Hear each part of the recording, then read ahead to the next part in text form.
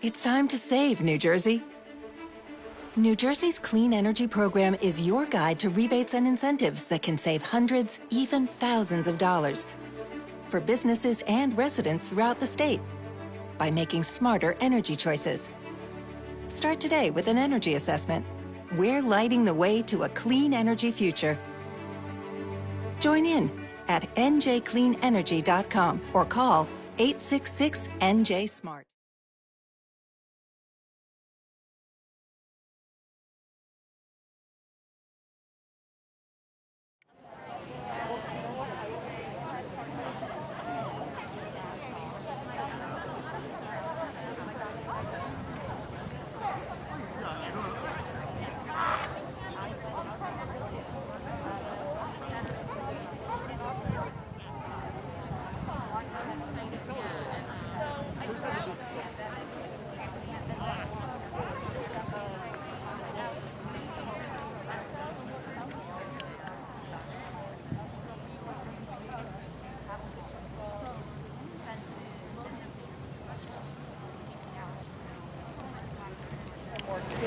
Action. I've always wanted to do that. All right, good morning, everybody. My name is Laura McCluskey. I am happy to say I am a retired teacher. Thank you very much. Yes, 32 years. I taught high school environmental science, biology, and chemistry in Parsippany. And it was my pleasure to do so. I just retired last year. Not knowing this was going to happen, but it was probably the best intuition I ever had in my life. You got that so, right. Yeah, I know. God bless all of you that are teaching, so thank you. That's a good thing. Now, the program today is something that I'm doing that's fairly new, so I'm just going to ask for your patience and to bear with me, and I'm going to ask for you to be part of the program for two reasons. Number one, it's boring sitting there listening to someone talk, as our students know. I got plenty of jokes. Okay. And then also, I want to hear your input because this is a new program that I'm developing. It came out of the fact that ANJEE has been working with environmental justice, not to mention all the things that are going on in the world today, and we're looking, you know, the underprivileged and underfunded and socially neglected neighborhoods have risen to the surface. Thank God. So that's my political speech. They are kids that will grow up to be leaders and teachers and into corporations and businesses. And if they're not getting environmental education, they're going to end up like somebody that I know that doesn't believe in science. You know. And also the other thing is that I have politicians in my town. I'm the chair of my environmental advisory committee. And there are politicians in my town who don't have an environmental background. My granddaughter lives in the heart of Philadelphia, Broad Street in Tasker, if anybody knows it. It's the schools I'm talking about. She loves it though. My daughter and son-in-law bought a house there. My daughter has run for political office. They're involved in the community. They've been there 11 years. And my granddaughter goes to a public school there. And the public school there has one playground. And I'll just show you I'll try my best to show you things, but you're welcome to come up later and look. There's one playground. It's on the roof. And there's nothing there. There's no equipment. We're working on that. There's a program called Project Recess that we're trying to raise money. But that's her world. She has a grandmother who's an environmental science teacher, you know, so I was trying to put these two things together. That's their playground. It's just a big empty room. Yeah. And it's on the roof because it's surrounded on all four sides by sidewalk. In addition to that, I had a wonderful opportunity to meet this woman, Helen Ross Russell. I don't know if anyone's familiar with her. She passed away a few years ago, but she was an advocate for urban environmental education. And she wrote a book called The 10-Minute Field Trip to get kids to go walk outside. And I think our biggest obstacle will be the teachers, especially in the elementary grades, that don't feel comfortable teaching science and physics and chemistry. But if we could entice them to walk outside and have the kids look at clouds and to find cracks in the sidewalk where plants are growing and follow those ants, one of my favorite activities, we can get kids in urban areas to start thinking about how they are, even though it's paved over and even though they built on it, they are still part of our natural environment. Okay? All right, so I'm going to start with, I told you this whole workshop is experimental and you are in it, okay? So, so I'm going to start with something that I've worked on in my teaching. My students aren't always able to get to places that I want them to get to, so I write visual imageries, okay? So I just want you to listen to this. If you want to close your eyes, you can. This is a mental exercise, okay? Imagine yourself on a beach with your friends. You can smell the salt air and feel the warmth of the sun. It's a cool day, so the beach is not too crowded. You decide to go for a swim. You go near the water and you get your feet wet. You feel yourself sinking into the sand.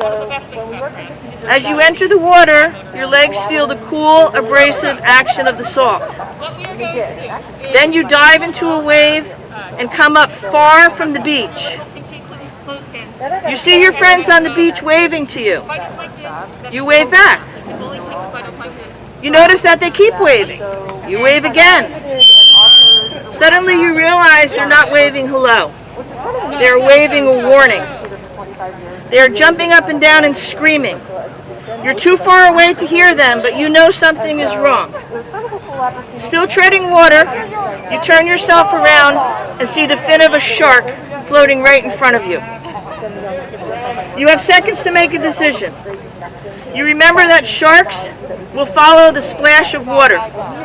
Carefully, you wave your arms slowly underwater to ease yourself towards the beach. The fin moves closer. You move farther away, careful not to splash, but the fin moves closer. You keep trying to touch the sandy bottom, but you know that you've gone too far out. The fin rises slightly above the water, and you make eye contact with the largest shark you've ever seen. Those few seconds last 1 hour. He opens his mouth slowly as he turns toward you with his sharp teeth.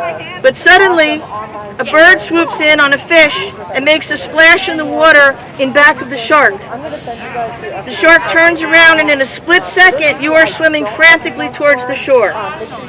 You don't dare stop to turn around, but you can sense the shark on your heels.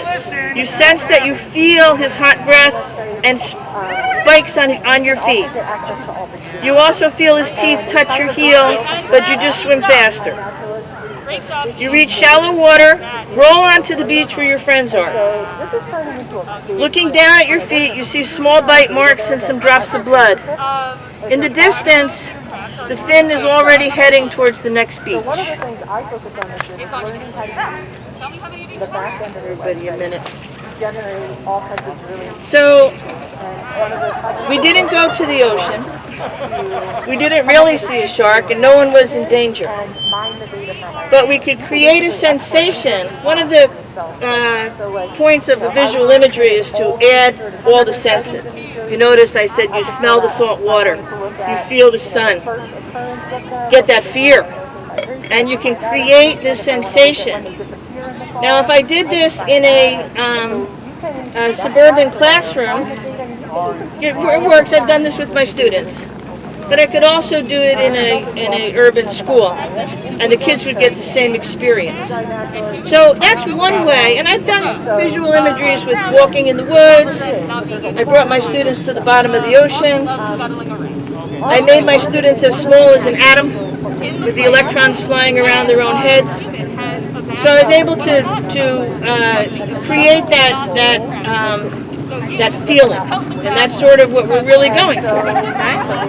All right, now I just want to move on to the paper that I handed out. I'm going to start with some questions, and this is where I'd like your opinions, okay? So there's 5 questions. 6 questions written underneath where it says, let's have a discussion. Does everyone see that? And I really am trying to gather data and information. Show of hands if you teach in an urban school area. Interesting. Show of hands if you teach at an environmental center. Okay, and show of hands if you are in the classroom now teaching. Okay, someone. Or remote teaching? Well, some of us are watershed ambassadors, so we will be in the classroom. Oh, okay. Kind of like our training. I got it. Okay, so you guys, the watershed ambassadors, you go into the classrooms though, right? Because I've had you guys in my class. Yeah. Do you work in Essex County or Morris County? We're all throughout the state. Oh, okay. So you could very well end up in an urban classroom. Exactly. Yeah. Okay. All right. So that's good. This will be helpful. All right. So let's just talk a little bit and just shout out answers. I don't want to raise hands and call on people and all that stuff because I'm retired and I don't want to do that anymore. All right. So what's the perfect environmental education look like to you? Environmental education lesson look like to you? The perfect environmental education lesson. Every morning I walk my dog for half an hour. Something that's engaging. Something what? That's engaging. Engaging? Okay, absolutely. Something where they discover something they've never seen before. Okay, excellent. Yep, discover something they've never seen. Interacting with nature in any kind of way. Okay. But using principles of science. Right, right. So doing an experiment or doing something beyond just observe. Okay. All right. You said something very important is what I was sort of looking for. Interacting with nature, right? Okay. What do you think of when you think of an environmental science teacher taking his or her class on a lesson? Where do you think they would be? Yeah, mostly outdoors, right? In the woods, right? Beautiful. It's fall, the leaves are falling, the birds are chirping. You know, you think about that, especially when you go to environmental centers and stuff. We have gorgeous environmental education centers around here. The boardwalks, the meadowlands, all those, all that stuff. And again, getting back to what I'm trying to do, kids in urban schools don't have that. And I think it deters teachers from not only taking the kids out, but even trying to come up with environmental lessons. They're in the city. Why should I teach environmental, right? So that's one thing. What's an urban environment? We know what it is, but give me some characteristics of it. A lot of impervious surfaces, like Okay, very concrete good. and roads, Yeah, mostly. definitely. Think of your 5 senses. What do we think of when we think of an urban environment? Loud. Noise, right? Absolutely. Yeah, a lot of noise. Smelly. Lots of smells. Yeah, absolutely. But not the beautiful woods we were talking about, right? Yeah, I mean, these are things that we have to think about. Buildings, right? How about shadows? How about the dark sides of buildings, right? Those cold sides and cool sides, right? What else? Anything else? Is it clean? Is it usually clean when we think of city or urban? It should be, but there's a lot of litter. No wildlife. Yeah, no wildlife. Well, that's, again, excellent point. No wildlife. But is there wildlife? Yes. And I'm not talking about the kids, okay? But is there wildlife in a city? Yes. Yeah. So what is there? What is there in an urban environment that's environmental? There are animals. There's air. There's water. There's sun. There's things that teachers can actually use. Oh, my head piece is falling down. Sorry. Okay. All right. So we know what that is. Next one. What are some advantages and disadvantages of urban schools? And you make your best guess. You might or might not be right. But then, the other kids... Usually they're overcrowded. I feel like that's a typical thing for urban schools. Very true, yeah. Because usually so many kids in the neighborhood, they go to their magnet schools there, yeah. So that's sort of traditional. What else? There's like less access to exemplary habitat or like prime habitat that you'd expect to see in like a textbook or something. Yeah, definitely. There's very limited access to a number of things. Yeah, so there are disadvantages. How about the age of urban buildings when we think about an urban building? Definitely. Do you think of them new or do you think of them as old? They're older. Yeah. So they're pretty old. In fact, some of the apartment buildings. Yeah, a lot of the schools in Philadelphia couldn't open. Philadelphia went all remote, by the way. But a lot of the schools in Philadelphia couldn't open because they were not able to get the funding to equip them to be safe. They just couldn't do it. They just right at the beginning of the school year they said this whole year will be remote because they couldn't do it. The school building. Now, when we think of an old school building, do we like them? The building that my granddaughter is in, she's in GW Child's School, which is a school, it's on 16th and Wharton down in Philadelphia. It is probably one of the most beautiful schools I've ever been in because when you walk in, it is all the walls have been hand-done mosaics of all kinds of city scenes. And that particular school, GW Child's School in 1968, was the setting for a speech. There was a big presentation going on down at the Spectrum in town for a civil rights movement in 1968. Martin Luther King stopped by her school, spoke in her auditorium, and if you've ever heard his speech, the blueprint speech, where he talks about the blueprint of your life, what is the blueprint of your life, that was made in her building. So, we think city and schools and they're old and all this stuff, and here's a beautiful mosaic historical building. So from a cultural aspect, then it changes how we think about it, so that's something that you think about.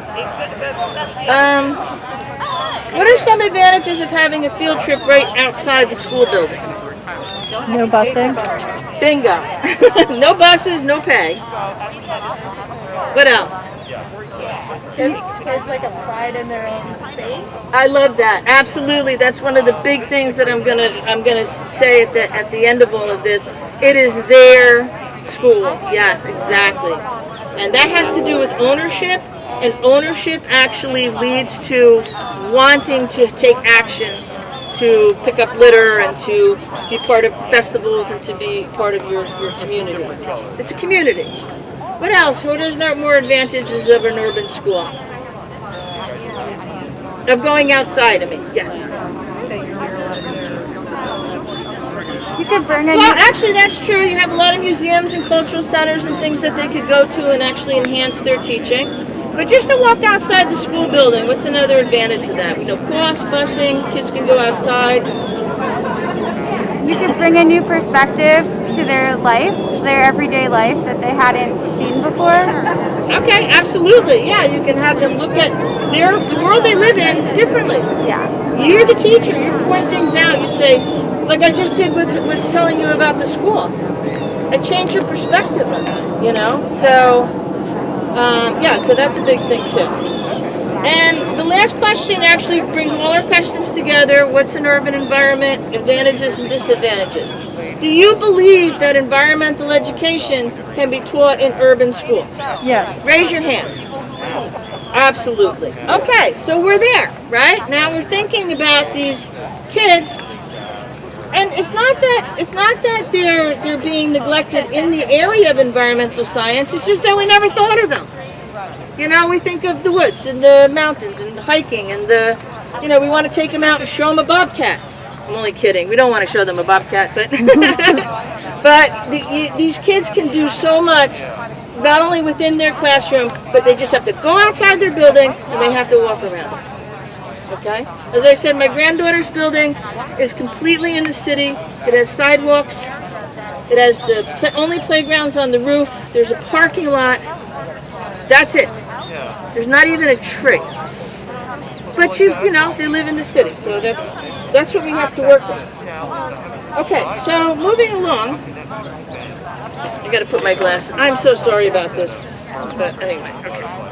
So there's 3 goals of an environmentally literate person. There's 3 goals that we want to achieve. One is the understanding of the interrelationships of the biotic and abiotic components, okay? And I want you to, keep in mind the urban schools. I think this will work, okay? The second thing we have to teach is a concern for the planet. And obviously that's easy to do in the city because you talked about the impervious surfaces, the air quality, the water quality. There's examples all over the place. We talked a little bit at the beginning of the program about environmental justice, and that's really what's at the core of the environmental justice movement, is that these neglected areas tend to have not only poor air quality, but that leads to more diseases, more respiratory issues, higher levels of asthma. What are we doing to these kids? Higher levels of asthma, things like that. They don't deserve that because they live in a city. So it's just something to think about. And the third component is a willingness and ability to initiate positive action. So if you see on the bottom, the center of the first page, making someone aware of an environmental issue and then making them concerned about an environmental issue will lead to action. So it's probably why you're all here. Think about those first 2 components which we've had. Okay, so the 10-minute field trip, I'm sorry, I just have to. So the 10-minute field trip is a book. I gave you the information on there. If you are going to work in an urban environment, or if you're thinking about creating a program, watershed ambassadors, you might want to create an urban program. It's different. That's why I'm doing this presentation. It's not the same, and it's not as easy as walking out into the woods. You might want to think about creating a curriculum for an urban program, or creating activities for an urban program. I'm going to show you some we can do today, and then we're going to talk about, I'm going to let you guys come up with some ideas, because I don't want to do all the work. So you guys come up with ideas, and we'll try and, coordinate some of our thoughts. So I put this on here, the 10-minute field trip. Helen Ross Russell. I said unfortunately she had passed away, but it's a great little book, and the bottom of the paper we went over all those. What are the advantages of walking outside? You go to the second page. This was a study that was done by Cornell University on urban environmental education. It's not new. I'm not inventing this, and I'm not giving the first lecture on it. It's been around for 100 years, as cities have been built. As you know, all cities were built by waterways, right? All our original cities. That's a great introduction. Why is Philadelphia on the water? New York on the water? And what does that have to do? And that's that biotic and abiotic components interacting. There's all kinds of things that we can do. But Cornell University did a study, and if you just Google Cornell urban environmental education, you get the whole paper and the authors and things. But I pulled this chart out of it, and these were the outcomes that we're looking for in an EE program. And what we want to do, if you want to look at 2 things. One, can we apply all of these to an urban environment as well as to a suburban or a rural environment? So if you take a look at some of them, I think one of the things I'm trying to do is to get you guys to realize that urban environments are the same as suburban and rural environments. There's kids, there's schools, there's teachers, there's things that need to be done. And like I said, for some reason, environmental education has a hard way to make its way into a city school. So, so if you look at this list, knowledge of local ecology, science literacy, improving water quality, becoming a citizen science, you know those, right? Citizen science. Environmental stewardship, understanding the wonders of nature, field and lab work, acceptance of recycling, building earth stewardship, developing solutions to marine conservation. Oh, there's city schools by the ocean, right? Ever hear of Asbury Park, Point Pleasant, Seaside, right? Okay, so they're built up. Critical thinking. So, what do you think of these are the most important to teach?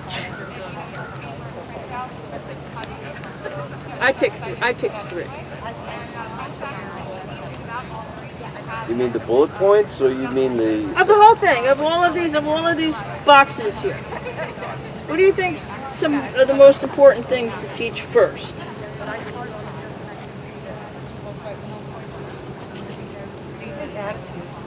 Okay, attitude, that's good. I think if you don't care, the rest of it's not going to fall into place.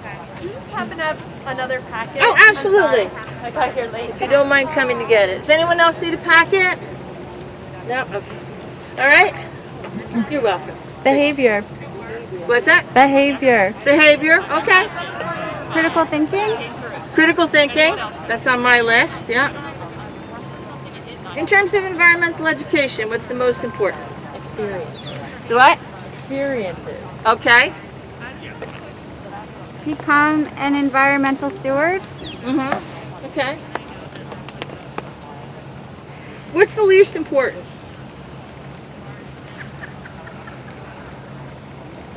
It's a trick question. None of them. Yes, very good. Very good, yeah. None of them, right? They're all important. They're all part of environmental education program. I told you this is out of Cornell. This is out of an urban environmental program. So, and they're all important. So what I'd like to do now is just go over some activities that I've done in my classroom and that you can take into an urban school or an urban environment, and we'll talk about the difference between teaching it in an outdoor setting as opposed to in an urban environment, even though you're outside, but it doesn't even seem like it. Okay. First thing is to focus on the 5 senses. Now, I don't have any particular grade level in mind, because when I do these workshops, I don't know who's in front of me. Could be a kindergarten teacher or a preschool teacher, or it could be a college professor. And I have to sort of go with the mindset that the concept is the concept, and then on a sliding scale, you can move it down to a kindergarten level, and you can move it up to a high school senior level. And I think the watershed ambassadors know that, right? You can take, your water quality testing, and you can do it on all those at every grade level. So that's sort of where I'm going with this. I've taught middle school for 9 years, and then high school for 27 years, and then I was also a camp counselor or camp director for 7 years with K through 5 kids. So I've had them all. I consider myself lucky, but I've experienced them all. So unfortunately, I can't hand out things or have you handle things or things like that, so you're just going to have to remember we did the visual imagery at the beginning of the session? Yeah. So you just have to close your eyes and pretend you're doing all this.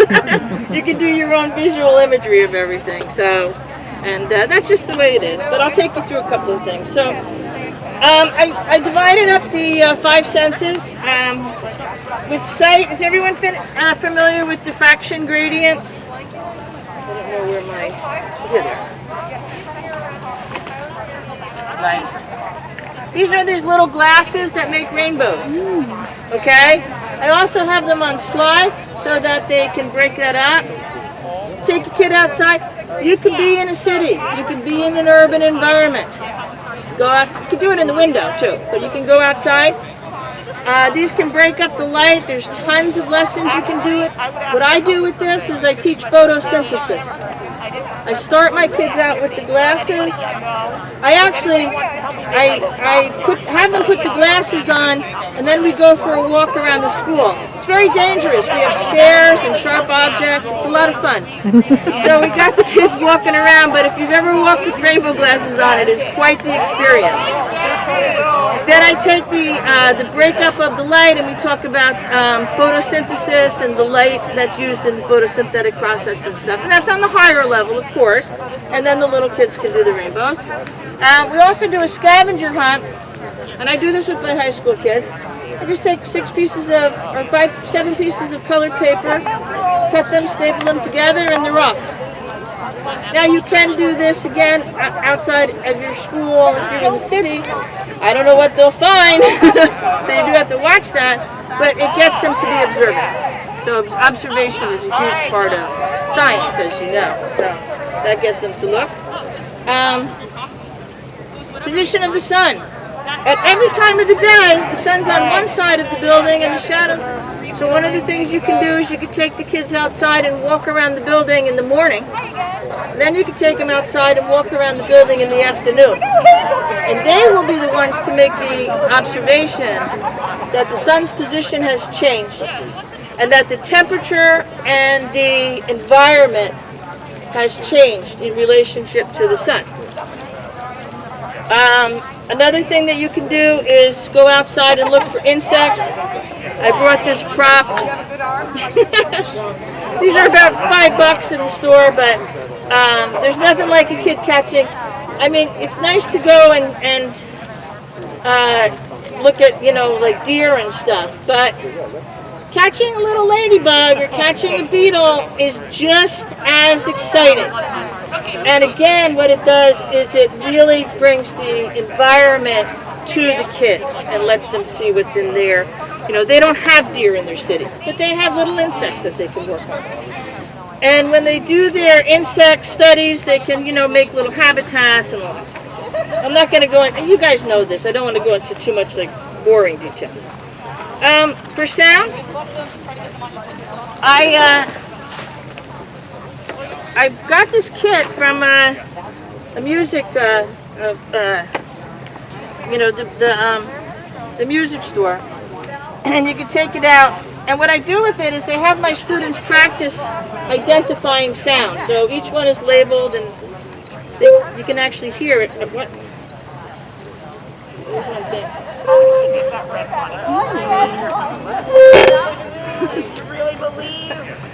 so I have them practice identifying sounds because what it does is it fine-tunes their hearing. And then we go outside, and not that it's easy, but with high school kids, we go outside and I have them all sit quietly and listen. You can do that in a city. You're going to hear birds. You're going to hear cars. You might hear the sound of a siren, but that's all part of their environment. So, but the observation of hearing works with that. But this is actually a lot of fun to get them to fine-tune that. For touch, now, when we're talking about geology, actually, you have an advantage being in an urban environment because, like you said, you have a lot of impervious surfaces. What are they made out of? Rocks. What's the school made out of? Rocks.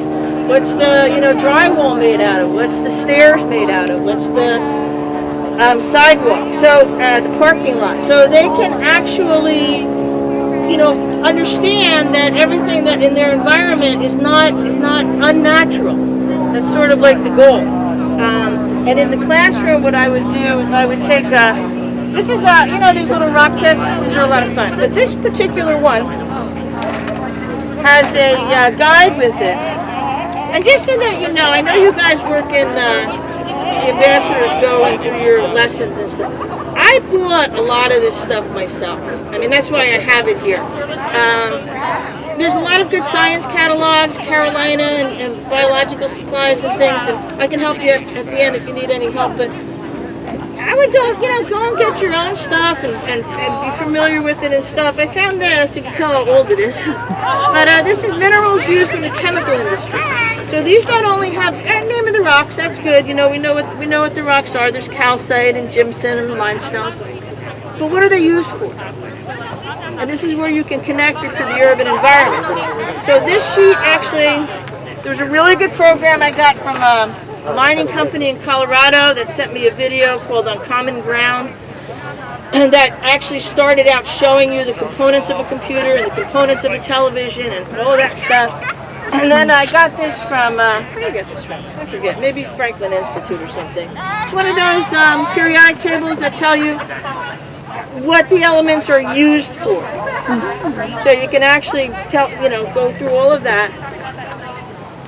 And then think about this now. Now you go outside and you look at your parking lot and your building and your sidewalk, and you want them to start thinking about these are rocks, and this is what we did with them. This is man's interconnection with them. And this is actually, really interesting. There's a whole bunch of different ones. You can get lower level ones and stuff. That's really a lot of fun. And then, of course, for touch, hot and cold, go outside and touch a car in the parking lot. Believe it or not, that's environmental science. What's the difference between the glass and the metal and the tire?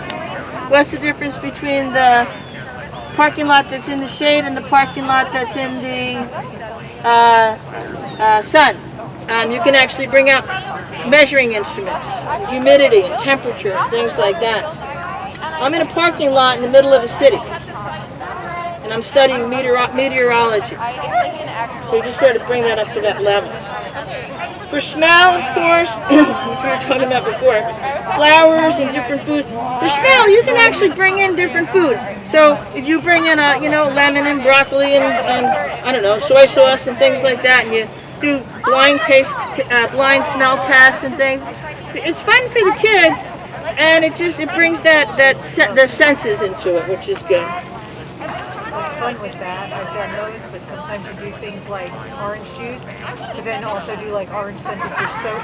Yeah. And then you see they both smell like orange, but can you eat both? Oh, that's a good one. Yeah. The difference. Very good. And so it's really kind of fun. Yeah, and it gets them thinking, and they're using their senses. Okay, so these are just ways to get them.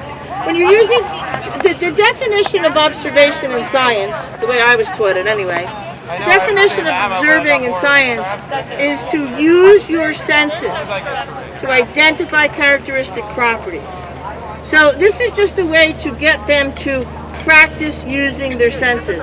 Because especially with the younger kids, they go outside, they go into the city environment, and it all melds together. The smells, the noise, the traffic. And plus, they've got a lot on their mind, and they just can't separate those senses as well as maybe a kid who's outside in their backyard and they've got roses on them, So it helps them with that observation. And the last one is taste, of course, not to do too much with that, but there's some fun things with fruits and vegetables and salt and sugar, and like you were saying with the oranges and stuff like that.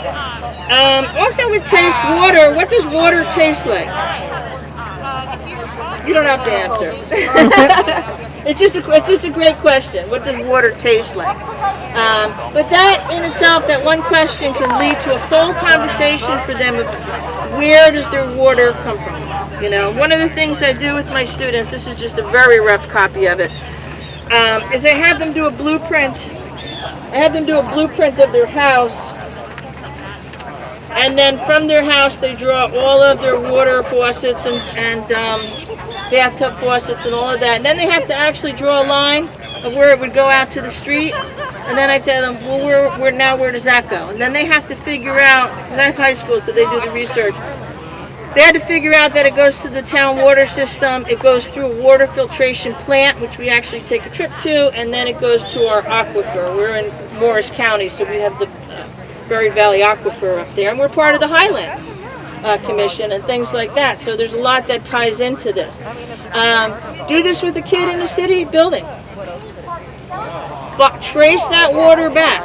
I do the same thing with electricity. I trace the electricity. I have them do a blueprint of their house, and then they trace the electricity back to a power plant that has, usually just to keep it easy, I go to a power plant in Pennsylvania that is run by coal or oil, and we talk about alternative energies and all of that stuff.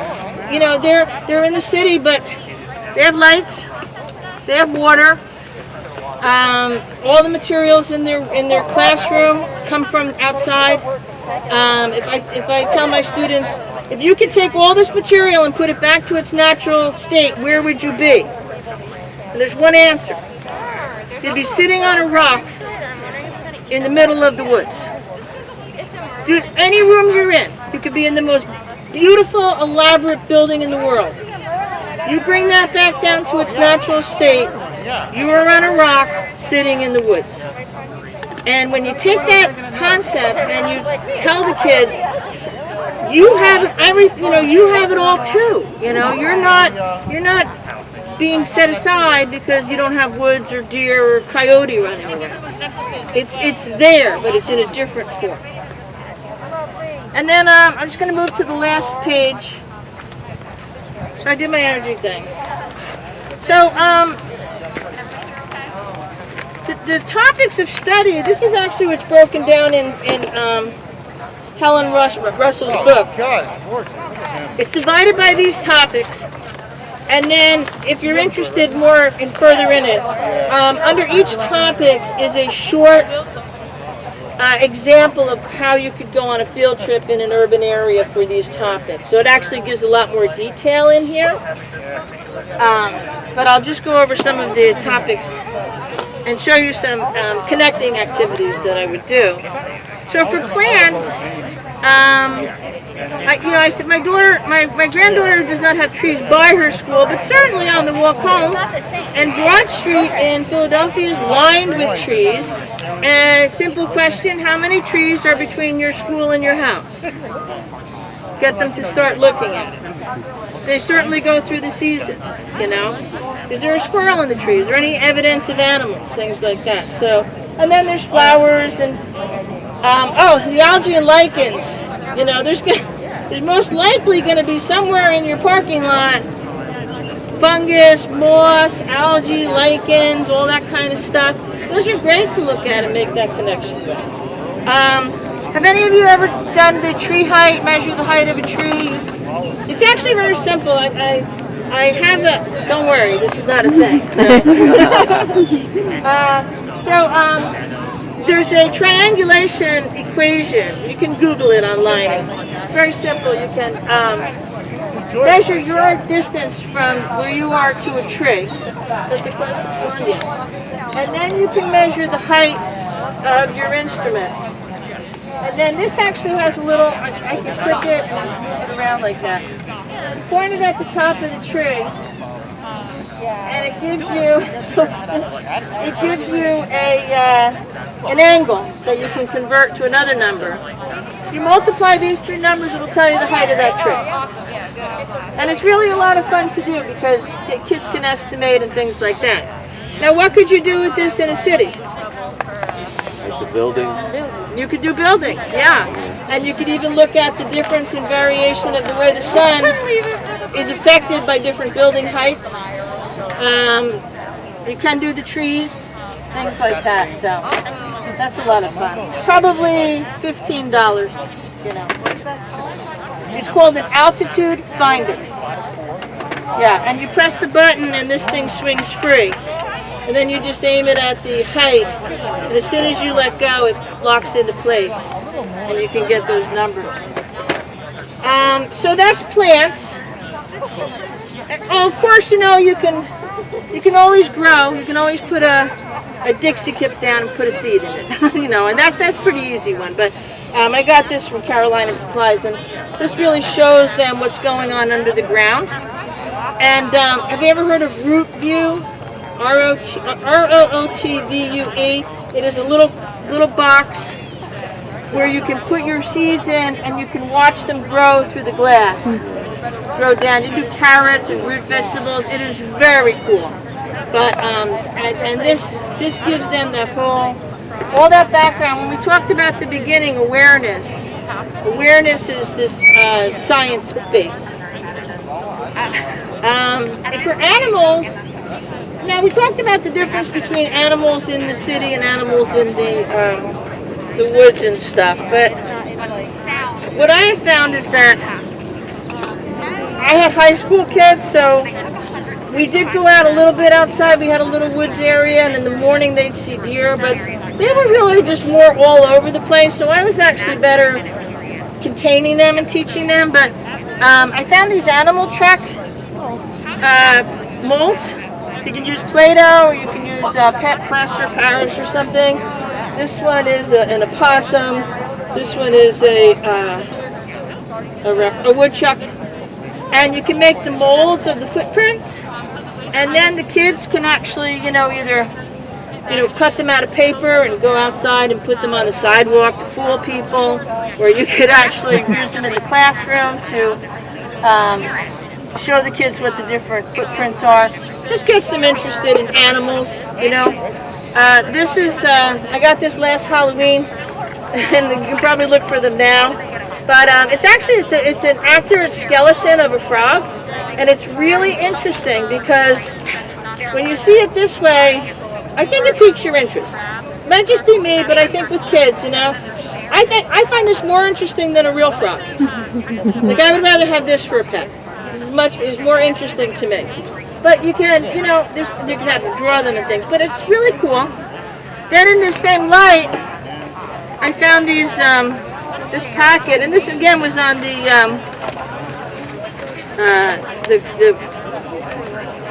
Carolina Supplies. Look at that. Can you all see that? And these are X-rays, and I actually have an overhead projector. I know, I'm one of those. I kept mine for like 50 years. But that's cool. But look what that is. See? So it's a way to pique interest without, you don't have to go out and find a turkey vulture and hunt one down.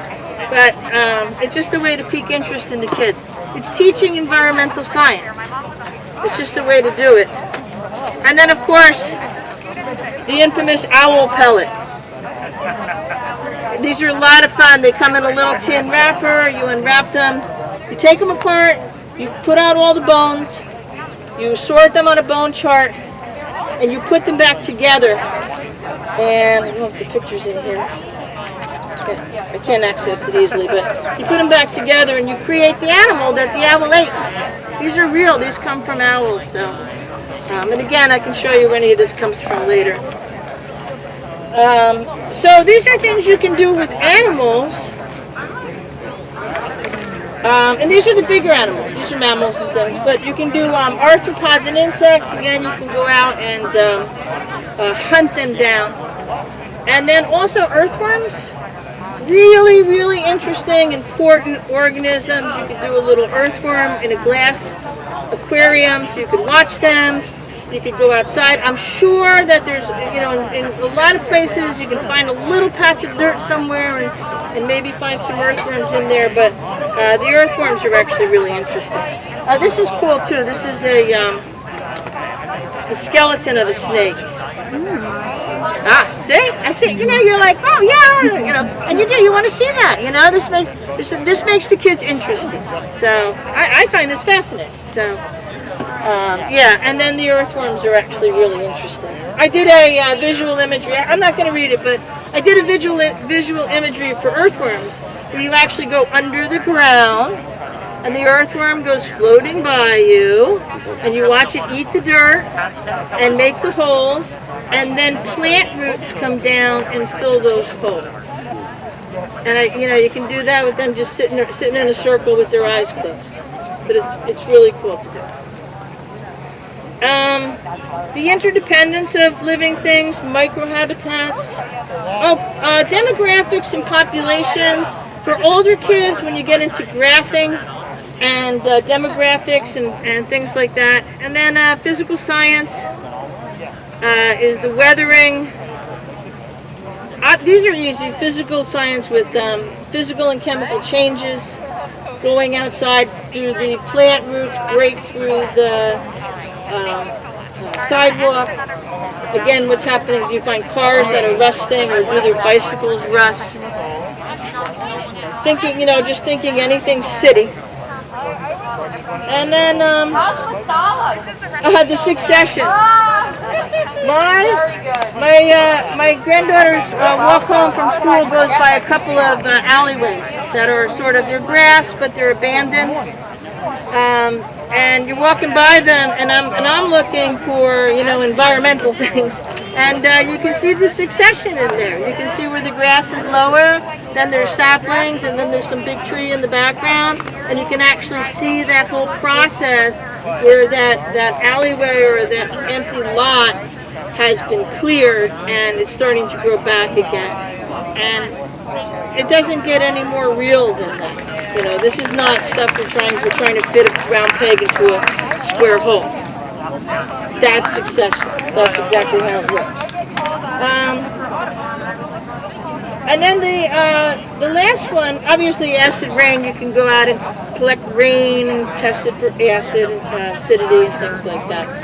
And gravity. You can go outside and throw things and drop things and talk about friction.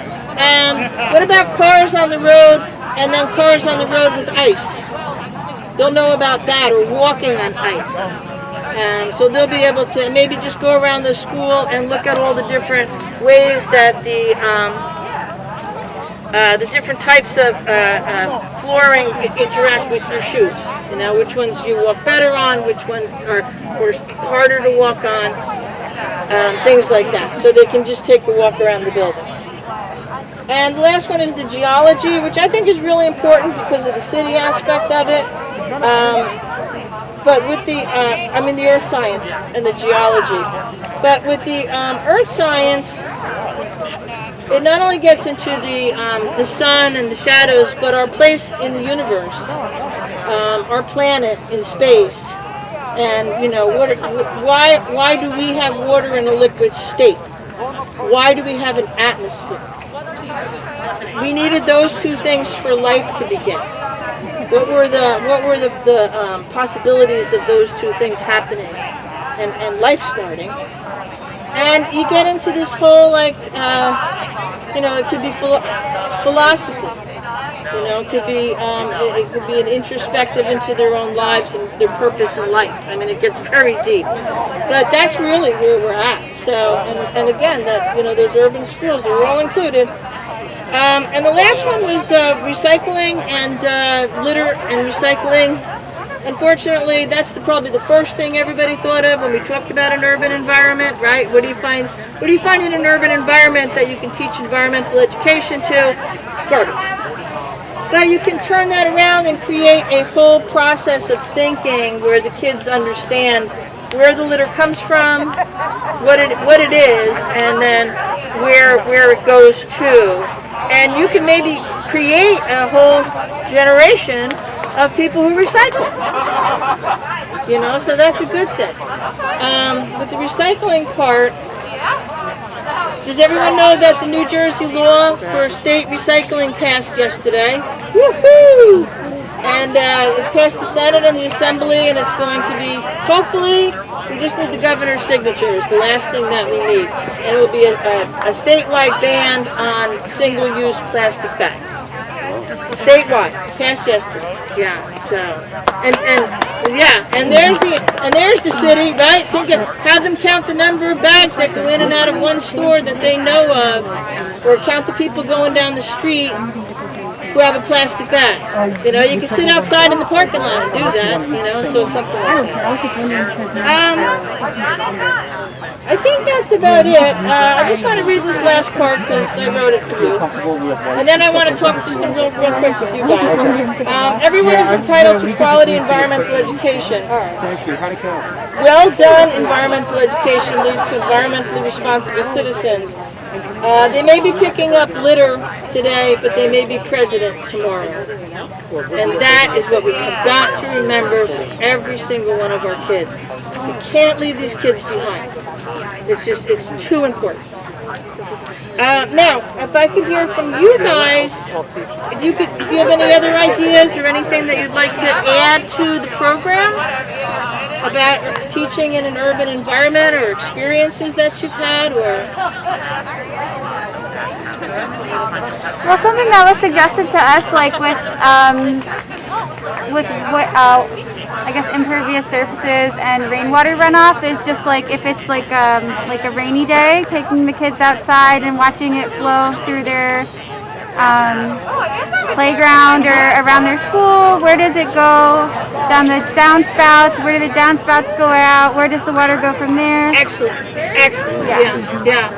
And they can maybe see over a year, maybe through a year, changes that was made by the water. Yeah, and flooding. Yeah, where flooding comes from. Yeah, and that's excellent. And that's that's environmental education in an urban school. Yeah. Have you ever got a chance to work with students like who are in a bilingual program, like particularly? Can you hear me? Yeah, it's a little louder. Have you worked particularly with students in a bilingual program? Yeah, I taught ESL science for 11 years. Yeah. So I taught in my school in Parsippany. I did the ESL science course. Yeah. What are your suggestions when it comes to working with those students, particularly if they don't even know any English or? Right. Well, what I did, we had a course that was divided into 4 sections. There was each marking period. We had chemistry, then physics, then biology, and then earth science. And what we did is I had them for the whole year, and we focus on vocabulary. Vocabulary.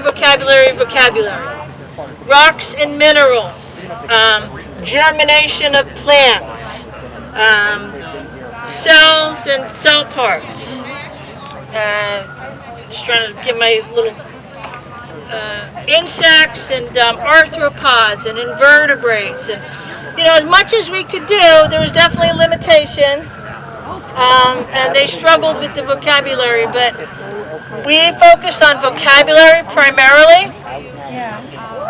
I taught high school, so the kids that were coming to me had been in school, most of them, not all of them, but most of them in their respective countries. Yeah. So I've had kids from, Colombia and El Salvador, a lot of South Americans.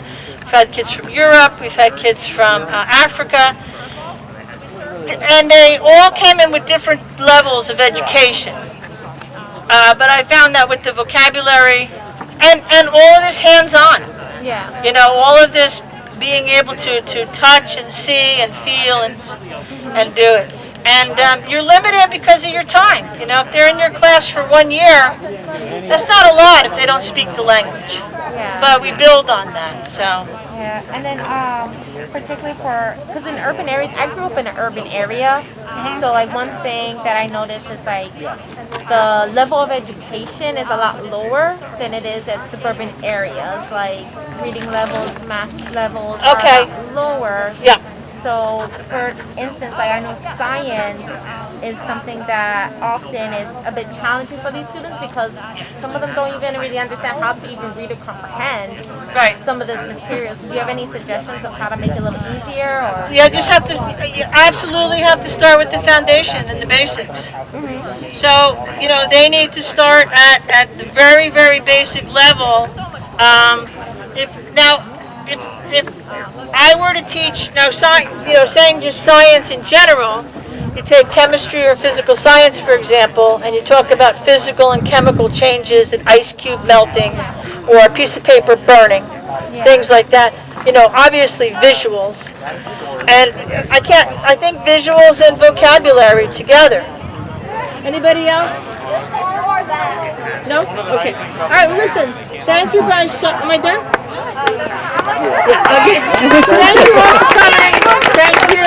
And like I said, let's not leave these kids behind. But we're all doing the same. We're all working for the same goal. So I thank all of you for all you're doing. Thank you. For like the different levels. Yeah. So I just pulled a lot of these just off the internet and stuff. Yeah. So the kindergarten and then the first grade would do a little bit more with vocabulary, and then there's the next one. These guys could punch out the holes and did lacing because they could do that. The key was that every activity dealt with the one thing, the goldfinch. Yeah. So, and there's plenty of stuff out there. Yeah. So, and I put it all together, and this was the higher level kids were able to do something with the different. They made the different types of beaks, and so what they could do, and they actually did wings, aerodynamics, and stuff like that. So, yeah. That's really cool. Yeah, well, listen, feel free to use it. Yeah. I steal all my best ideas. Oh my God, me too. Don't put that on tape, though.